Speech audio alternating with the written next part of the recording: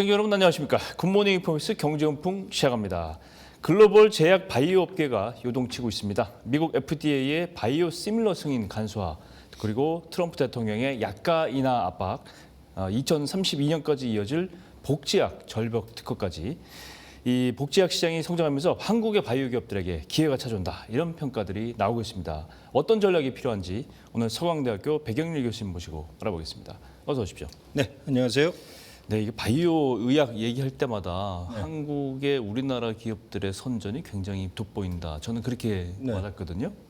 일단 FDA 미국 식품의약국이 바이오 시밀러 승인 절차를 대폭 간소화한다, 이렇게 됐어요. 미국에서 이게 승인 나기가 굉장히 힘들다, 저는 그렇게 알고 있는데. 맞습니다. 왜냐면 제약의학 업체에게는 굉장히 희소식이다, 이렇게 볼 수 있는데 뭐 대규모 임상 없이도 승인이 가능하다, 이런 게 이제 유지가 될 텐데. 지금까지는 이제 사람 대상, 인간 실험을 거쳐야 이 기간이 굉장히 길었어요. 그렇습니다. 이게 3상에 해당되는데 이게 이제 굉장히 시간적인 걸림돌이었는데 이게 좀 해소된다, 뭐 이런 얘기인가요? 네, 이렇게 보시면 돼요. 그 제네릭 브랜드라고 얘기를 하면은 모든 그 복제약품들을 다 얘기하는 거고, 그 안에 이제 바이오시밀러라는 게 있는 겁니다. 그러니까 많은 자료들을 보면은 제네릭과 바이오시밀러로 나눠놨는데 아니라 제네릭이라는 거는 모든 그 복제약 시장을 다 얘기하는 거고, 그 안에서 바이오시밀러라는 그 파트는 항체 문제입니다. 항체라는 게 뭐냐면 뭐 꼭 이게 맞는 예제일지는 몰라도 뭐 제네릭 브랜드 같은 경우에는 그냥 뭐 우리가 모기가 귀찮다 그러면 스프레이를 뿌려서 하는 무슨 킬러를 사서 뿌리고 뭐 이러잖아요. 그거는 화학 제품에 의해서 모든 것들을 다 만들어내는 건데, 예를 들어서 그거를 뭐 천적을 만들어서 항체를 만들어서 그 천적이 모기를 없앤다라고 하면은 그 천적에 대한 항체라든지 여러 가지 것들을 다 연구를 하고 난 다음에 그거를 없애는 방법을 생각하는 거라, 그 항체에 대한 연구, 그리고 사람한테 얼마나 해가 될지 이로움이 될지에 대해서 임상 실험이라는 걸 많이 해야 되고, 그런 과정을 좀 간소화하겠다는 게 10월 달에 이제 미국 정부가, 특히 그 트럼프 대통령이 이거는 좀 빨리 했으면 좋겠다라고 좀 간소화해라 하는 게 이제 굉장히 많이 회자가 돼서 앞으로 시밀러 시장이 굉장히 커질 거다. 그 중에서 가장 우리가 예의주시해서 보는 그 시밀러 시장이 이미 이제 뭐 센트리온 같은 경우에는 램시마라는 그 관절염 약이 있습니다. 그게 바이오 시밀러로 나온 건데 그게 거의 한 1조 원 시장인데 그거를 지금 거의 센트리온이 많이 잠식해서 좋은 결과를 내고 있죠. 그거 말고도 어마어마하게 많습니다. 예를 들어서 지금 2032년 정도에 풀릴 약들이 뭐 몇 가지가 있는데 휴미라나 엠보렐 같은 게 그거는 이제 관절염에 주로 같이 쓰이는 것들이고, 여러분들이 아마 기다리는 약 중에 이런 약들은 있을 겁니다. 옵티보나 카투리다루다라는 약이 있어요. KEYTRUDA라는 건데 그 약명이 정확해야지 이제 필요하신 분들이 기다렸다 쓰시기 때문에 제가 스펠을 말씀을 드리는 거고, 그거는 특히 항암 치료제입니다. 그러니까 PD-1이라는 것을 추적을 해서 암세포만 주로 공격하는 이러한 그 시밀러, 바이오 시밀러를 만들게 되면 엄청난 시장의 변화가 있을 가능성이 큰 거죠. 그러니까 제가 4가지를 얘기를 했는데 그 중에서 2가지는 관절염 류마티스에 관한 것들이고, 뭐 거기에 굉장히 괴로움을 당하시는 분들이 많죠. 관절염 류마티스 저희 주위에도 굉장히 많은데, 또 항암 같은 경우에는 진짜 위암이나 뭐 많습니다. 뭐 암에 해당되는 거는 암세포만 공격하기 때문에 이게 어떻게 번질지에 대해서는 임상 실험을 통해서 많이 우리가 테스트를 할 수 있는데, 그런 그 테스트 그 기간을 간소화할 필요가 있다라는 게 지금 미국 정부가 발표한, 특히 바이오시밀러에 대한 절차는 간소화해라 하는 거였습니다. 이제 복제약, 크게 보면 이제 한국말로 하면 복제약 범위에 이제 속하는 거고, 여기에 우리나라가 경쟁력을 가지고 있고, 복제약을 빨리 만들 수 있는 여건이 토대가 더 개선되고 있다, 이렇게 정리를 쉽게 말하면 그런 얘기죠. 트럼프 대통령 취임 이후 또 줄곧 강조하고 있는 게 뭐냐면 약값 인하입니다. 미국의 약값, 치료비, 병원비 비싸기로 유명한데 오리지널 의약품에 대한 복제약을 도입하면 아무래도 복제약은 싸잖아요. 그렇죠. 이게 자연스럽게 아까 이나가 빨리 땡겨지는 거고 이게 연결이 되는 문제란 말이죠. 네. 이렇게 되면 이제 국민들이 약간 부담을 낮추는 데 기여할 것이다 이렇게 생각하는데 특히 제네릭 같은 데에서 그걸 하는 겁니다. 그렇죠. 이제 오리지널은 만약 10이라 그러면 복제약은 뭐 그 1, 이하이고 2, 1, 2 뭐 이렇게 훨씬 싸니까 이렇게 하니까 약간 부담이 훨씬 적어진다. 얘기는 알겠는데 문제는 성능, 품질이 똑같냐 이 얘기죠. 물론 이거를 결정하는 게 복제릭 제네릭을 만들어내는 회사의 기술이겠죠. 맞습니다. 특히 그 센츄럴 같은 데에서 지금 복제약을 만드는 거는 화학적으로 만드는 건 거의 똑같다라고 보시면 됩니다. 근데 배합할 때 이제 골고루 잘 퍼지느냐 뭐 이런 것부터 시작을 해서 과연 그 성분이 똑같은 성분을 집어넣는다고 한들 오리지널이랑 같으냐. 특히 액티페드라든지 아니면 아스피린이라든지 이건 복제약이거든요. 그냥 화학 물질을 써서 이제 만드는 약들인데 그렇지 않은 것들은 굉장히 더 복잡한 거예요. 그래서 바이오시밀러가 굉장히 각광을 받는 거고 같다고 하면 같은 효과를 낼 수 있느냐. 근데 이렇게 보시면 돼요. 그 시밀러를 만들어서 똑같은 것도 문제지만 그걸 통해서 더 나은 거를 만들 수도 있거든요. 램시마 같은 경우에는 그렇습니다. 그러니까 정맥 주사를 놓던 거를 피하 주사로 바꿉니다. 누구나 다 꽂을 수 있는 거죠. 그렇죠. 정맥 주사는 간호사나 뭐 의사들만 놓지만 그렇죠.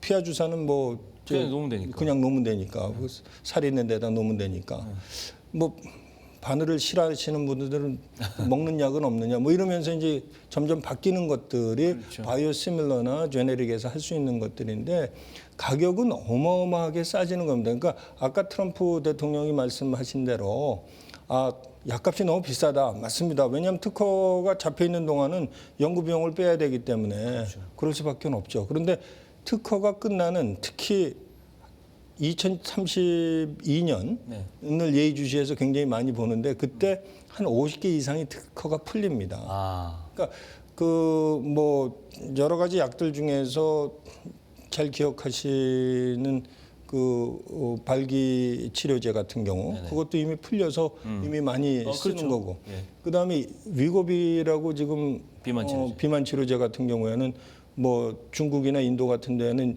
내년에 풀리는 거고 우리 한국 같은 경우에는 2028년에 풀리는 거거든요. 3년 후에. 그다음에 뭐 다른 나라들은 뭐 32년에 풀리는 나라도 있고 나라마다 조금 틀리기는 하는데 위고비 같은 경우에도 지금 비싸서 못 만든 사람이 2028년 이후에는 제네릭 브랜드로 바이오 시밀러로 나온다 그러면은 그때는 아주 저렴한 가격에 우리가 비만 치료를 할 수 있다 이렇게 보시면 되죠. 장벽이 진짜 많이 비용부터 시작해서 많이 낮아지네요. 그렇죠. 그렇게 되면 이제 글쎄요. 그렇게 되면 제네릭 의약품 업체들이 많잖아요. 글로벌 업체들이. 그러면 이걸 도전을 해서 경쟁자가 굉장히 많아지지 않을까요? 아니 그래서 제가 항상 얘기하는 게 그겁니다. 우리나라에서 가장 똑똑한 사람이 의대를 가잖아요. 그렇죠. 네. 그럼 바로 바이오시밀러 같은 거를 그 의사들한테 많이 기회를 줘서 의사가 진료를 보는 것뿐만 아니라 뭐 제품을 만들어서 상품화를 만드는 것까지도 같이 좀 범위를 좀 넓혀서 볼 필요가 있다. 우리나라 같은 경우에는. 그러니까 가장 똑똑한 사람들이 가장 많이 간다 그러면 그걸 막 질타할 것이 아니라 그 사람들이 잘할 수 있는 분야를 더 풀어줘야 된다는 얘기거든요.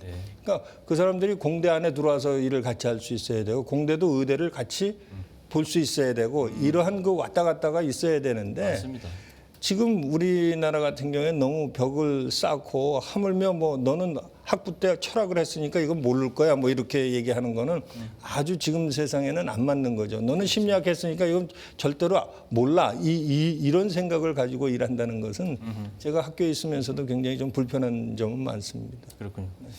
우리나라의 바이오 시밀러 양대 산맥 뭐 누가 뭐라 그래도 셀트리온하고 삼성 바이오 에피스인데 3분기에 올해 역대 최대 실적 달성했어요. 그럼요. 좋은 총신이라고 볼 수 있는데 셀트리온은 좀 아까 말씀하셨다시피 주력 제품이 램시마잖아요. 램시마 이건 시밀러 제품이잖아요. 이거 넣고 삼성바이오는 스텔라라 이게 잘 나가고 있는데 이렇게 강한 경쟁력을 가지고 물론 뭐 돈을 많이 투입했으니까 좋은 결과가 나온다 이렇게 상식적으로 알고 있어요. 뭐 오늘 뭐 450조 뭐 삼성전자에서 뭐 투자를 하는 거지만 뭐 SK는 600조 뭐 이렇게 나오고 있더라고요. 뭐 그거 이외에 그 삼성의 그 제약을 만드는 또 센츄리온 이런 회사들을 우리가 예의주시를 해야 되는 게 바이오시밀러뿐만 아니라 그들이 갖고 있는 생산 능력을 봐야 됩니다. 그렇죠. 그러니까 세계에서 가장 우리나라가 생산력이 좋은, 그러니까 복제약품도 가장 잘 만들고 가장 생산력 있게 만드는 나라가 대한민국입니다. 그래서 그 대한민국에서 한다는 바이오시밀러를 우리가 과연 어떻게 세상에다 많이 뿌릴 것인가가 우리의 먹이 창고가 될 가능성이 크다. 그렇죠. 그래서 저는 그 중국이 굉장히 많이 따라옵니다. 바이오시밀러 같은 경우에는 전체 시장이 뭐 20-30%를 차지할 정도로 지금 그렇죠. 많이 쫓아오고 있는데 그거 이상으로 우리가 생산력이라는 거를 높이고 신뢰성이라는 걸 갖고 있다 그러면은 뭐 중국 아니라 뭐 미국하고 우리가 같이 대등하게 특히 유럽 시장이 바이오시밀러에 굉장히 신경을 많이 쓰는 시장이긴 한데 그런 것들을 전부 다 능가할 수 있는 제조 능력을 가진 유일한 나라입니다. 그래서 우리나라가 갖고 있는 제조 능력을 그러니까 제조 능력이라 하면 적은 돈을 가지고 얼마나 많은 대량 생산을 품질 좋게 만들 것인가가 이제 제조 능력인데 특히 삼성바이오나 센츄럴 같은 경우에는 제조 능력이 대단합니다. 그러한 그 공장을 한꺼번에 만들 수 있는 그러니까 옛날에 우리 코로나 걸렸을 때 그 제품을 가장 빨리 만들 수 있는 데가 삼성바이오라고 얘기했을 정도로 그 생산 능력 캐파는 대단합니다. 그래서 뭐를 하나 우리가 만들어서 예를 들어서 항암 치료제라든지 아니면 관절염약이라든지 지금 두 가지가 가장 많이 뜨고 있는 것 중에 하나인데 그런 것뿐만 아니라 희귀병인 것들 뭐 예를 들어서 파킨슨이라든지 이런 것들도 전부 다 우리가 찾아내서 바이오시밀러로 잡아낼 수 있다. 그거를 임상 실험부터 시작을 해서 우리나라에서 다 바이오시밀러를 한다 그러면은 아주 굉장히 좋은 마켓이 세상에 널려 있다. 이렇게 저는 보고 있습니다. 그런 전 세계적인 의약품들은 굉장히 시장 규모도 큰 것 같아요. 굉장히 크죠. 그러니까 제일 큰 시장이 비만일 거고요. 그렇죠. 네. 그 다음에 이제 탈모일 거고요. 우리가 뭐 오리지널 의약품 만들면 더 좋죠, 당연히. 그 시간이 워낙 근데 많이 돈도 많이 들어가고 그렇죠. 이게 비용 대비 이게 성과도 나올지 뭐 불투명한 얘기고. 그럴 바에는 그러면 특허가 만료된 우수한 제품들을 똑같이 만들어낼 수 있는 기술이 좋으면 그야말로 비용적인 측면에서도 효율적인 측면에서 경쟁력이 있어진다 이렇게 정리를 하면 되는데 앞으로 좀 아까도 말씀하셨지만 앞으로 5년간 이게 특허 만료되는 게 거의 뭐 한 50개 이상까지 글로벌 블록버스터 의약품 아주 중요한 것들만 따져도 50개 정도가 이제 2032년까지 풀립니다. 5년 내로. 그럼 이걸 다 우리 이 대표 업체들에서 만들어 버리면 그만큼 기회가 오는 거잖아요. 그거 말고도 지금 신생 업체들이 굉장히 많습니다. 바이오시밀러를 기다리고 있는 그런 그 생산력이 있는 그 제약업체들이 많이 나와야 돼요. 그리고 좀 키울 필요가 있습니다. 지금부터. 맞아요. 그리고 그 정부가 해야 될 일은 그 벽을 자꾸 허물어뜨려서 그 뭐 의사들이 창업을 한다든지 아니면 뭐 공대에서 의학 쪽을 같이 넘나든다든지 그렇죠. 하는 거에 대한 벽을 많이 좀 허물어줬으면 하는 게 이제 강한 바람이고요. 특히 바이오시밀러 시작 같은 경우에는 이제 거의 시작일 단계일 뿐입니다. AI는 많이 성숙이 됐고 AI 다음 것들이 이제 나올 거로 이제 준비를 하는 거죠. 근데 그 바이오시밀러에 대해서 지금부터 국가가 투자를 한다 그러면은 특히 생산 능력이라든지 그 바이오시밀러가 시밀러에서 끝나는 것이 아니라 그걸 통해서 복제약만 하는 게 아닙니다. 그걸 통해서 한 단계 더 업그레이드를 시켜서 방법을 바꿔버리는 거거든요. 아까 정맥 주사에서 피하 주사로 바꾼다든지 조금씩만 바꾸면은 시장이 많이 열릴 게 눈에 보입니다. 많이. 근데 그런 것들을 과연 우리 시장이 또 우리 정부가 또 우리 학계가 준비가 되어 있는가는 다시 한번 짚어볼 필요가 있습니다. 맞아요. 좀 전에 말씀하셨지만 이제 경쟁자라고 할 것 같으면 이제 중국을 빼놓을 수가 없습니다. 그렇죠. 중국 복제약 부분에서 강하고 뭐 한때는 중국을 이제 복제약 공장 뭐 이렇게 부르기도 네, 했습니다. 네, 뭐 세계 공장이니까 복제약도 공장이 되는 거예요. 뭐 특허가 풀리기 전에도 만들 생각을 하고 있을 테니까요. 그렇죠. 네.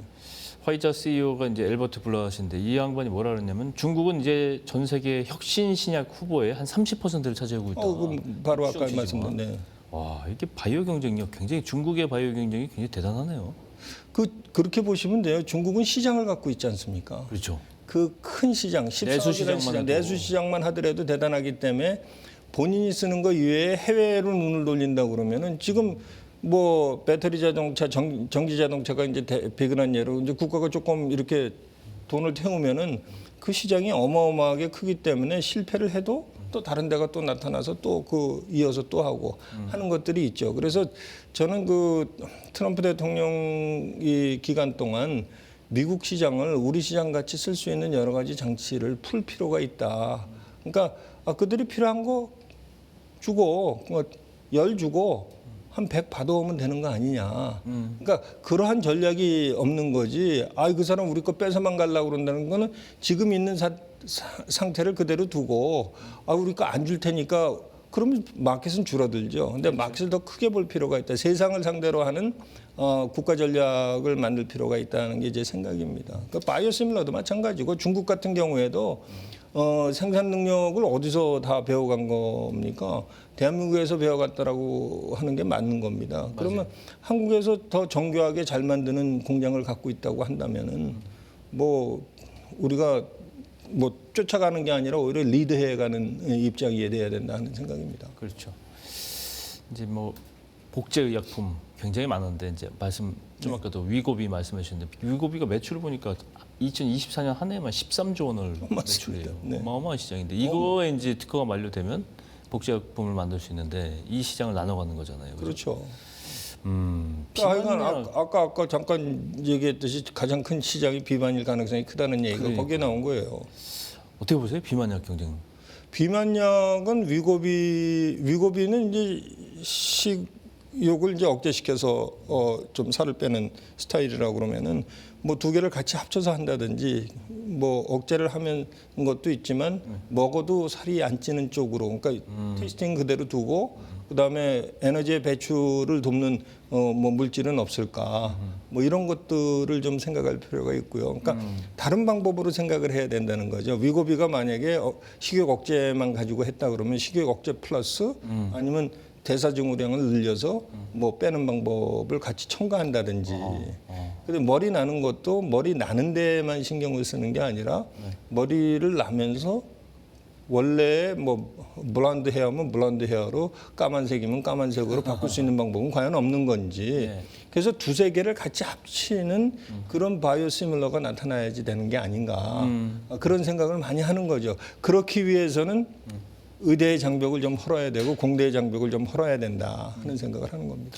이게 마지막 질문인데 이 복제품, 의약품, 뭐 의약 얘기하면 이 플랫폼 기술이라는 얘기 계속 나옵니다. 네. 이게 제일 유명한 게 국내 이제 ABL 바이오가 미국 일리에다가 이제 3조 8천억 원 규모의 기술 수출 계획했는데 이게 이제 플랫폼, 제약 플랫폼이라는 건데 이게 바이오업계 플랫폼 기술 이거 좀 설명을 해주세요. 바이오업계 플랫폼 기술이라고 그러면 뭐냐면은 이미 임상 실험이나 뭐 이렇게 기본적으로 들어가야 되는 거 거의 똑같습니다. 그건 미리 만들어 놓고 시작을 하는 거예요. 그래서 모든 제약이 거쳐야 되는 이런 과정들을 미리 만들어 놓고 오기만 하면 거기다 놓고 브랜치로 다른 부분만 가서 테스트를 하고 약을 만드는 일종의 템플릿 같은 그런 그렇죠. 템플릿 생각을 하시면 플랫폼이 정확합니다. 이거 같은 경우에는. 네. 그래서 많은 제조들을 한 곳에다 모아놓는 이유도 그런 데다 있는 거거든요. 플랫폼을 하나로 같이 쓰자. 그렇죠. 그리고 너희들이 전공할 거에 대해서만 나눠서 빨리 진행을 하면은 다른 데보다 속도가 빨라질 거 아니냐. 그래서 플랫폼 기업을 많이 만들어야 되는 겁니다. 그러니까 각 대학에 플랫폼 하나씩 줘야 되는 것도 있어요. 그래서 플랫폼, 그러니까 국가에서 R&D 사업을 하고 R&D 자금을 풀 때 뭐에 대해서 할 거냐를 그 끝에 있는 아이템을 봐야 되는 게 아니라 어떤 플랫폼을 만들고 있느냐를 놓고 보고 그 R&D를 주게 되면은 대학은 달라집니다. 근데 대학이 안 달라지는 나라는 미래가 없습니다. 그 비근한 예가 영국과 미국입니다. 영국은 어센틱하게 레가시 시스템, 그러니까 전통돼 있는 학문만 하는 겁니다. 철학이나 수학이나 물리나 뭐 중요합니다. 네. 그러나 어플리케이션에서는 미국을 못 쫓아가거든요. 산업에서 실질적으로 필요한 것들을 미국은 만들어서 대학에서 그거를 발전시키는 거고요. 네. 그러니까 그러한 것들을 둘 다 갖고 있는 데가 미국이라고 그런다면은 아니야, 그래도 옛날 전통이 중요해라고 계속 고집하고 있는 데가 영국이다. 아마 영국 시장일 가능성이 크다. 그러면 한국은 어떻게 해야 되느냐? 미국 거보다도 더 앞서가는 변형적인 거를 어떻게 만들 것이냐에 대해서 신경을 써야 될다라고 생각을 하는 거죠. 그렇군요. 다시 플랫폼 얘기로 돌아오면 그래서 이제 플랫폼 기술에 그렇죠. 대한 기술이 네, 굉장히 그렇습니다. 중요한 측면이 있다. 이 바이오 제약 얘기 나오면 할 얘기 무지무지 많은데. 바이오는 끝이 안 납니다. 왜냐하면은 사람의 생명과 직결돼 있고 그리고 우리가 가야 될 종착점이기도 한 게 이제 죽음과 삶의 그 넘나드는 과정 속에서 대부분 돈을 어디서 많이 쓰느냐, 생명 연장하는 데 훨씬 더 많이 쓰기 때문에 예. 우리가 그 시장을 놓치면 안 된다. 그래서 대한민국이 잘 먹거리를 만들 수 있는 분야가 바이오고 특히 생명 연장하는 쪽, 또 꼭 연장이 중요한 건 아니더라도 어떻게 웰빙, 그렇죠. 잘 살 수 있겠는가. 퀄리티가 중요한 거죠. 네. 그거를 만드는 좋은 시장이 앞으로 남아 있다. 신경 써서 네. 벽을 허물고 네. 제약 새로운 약품들을 만드는 바이오시밀러에 신경을 좀 쓸 때가 되지 않았나 이렇게 생각합니다. 이외에도 이제 AI하고 접목된 부분. 너무나 좋죠. AI란 접목. 시간이 없습니다. 플랫폼이 바로 AI에 그렇죠. 해당되는 겁니다. 사실 맞습니다. 보면. 이 얘기 다음 시간에 한번 또 한번 계속할 기회가 있었으면 좋겠습니다. 오늘 서강대학교 백영민 교수님 모시고 글로벌 제약 바이오 업계의 핵심 이슈들 한번 종합해봤습니다. 오늘 고맙습니다. 감사합니다. 금융투자로 돈 벌기 쉽지 않으시죠? 그런데 불가능한 것도 아니죠. 글로벌 IB 트레이더의 눈으로 본 더 넓은 금융의 세계, 그들의 투자의 기술 정말 궁금하지 않으십니까? 여러분들을 응원합니다.